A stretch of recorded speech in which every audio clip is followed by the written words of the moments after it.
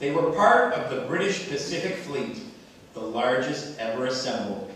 In January 1945, airstrikes were made against the Japanese-held oil refineries at Palambang. On the 29th, the final day of operations, having made the 200-mile flight from the carriers over ocean and the jungle terrain of Sumatra, the British attack planes came under heavy fire from Japanese Zero fighters and ground artillery.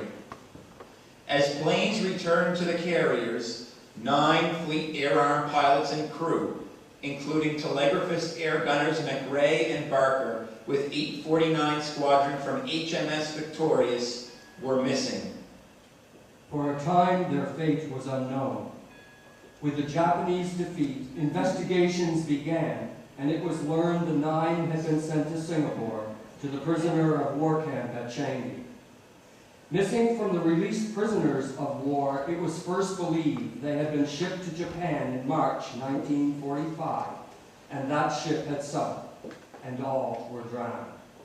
However, believing British investigators knew of rumors that the 9 had actually been executed, a Japanese general reported the story, and an order was issued for the arrest of 2 Japanese captains believed responsible for the execution of the 9.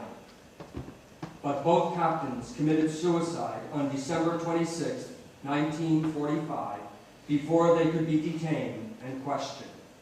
The final fate of the 9 became known from details written down in a suicide confession of guilt.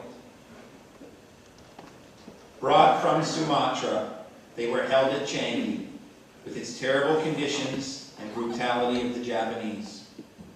The news of the Japanese surrender in Singapore brought both excitement and fear, as there were rumors the Japanese, after they surrendered, would begin to kill prisoners. The following day, they took the 9 in a lorry to the beach at the northernmost end of Changi. With the clear skies above and a warm ocean breeze along the shoreline, they were told to kneel.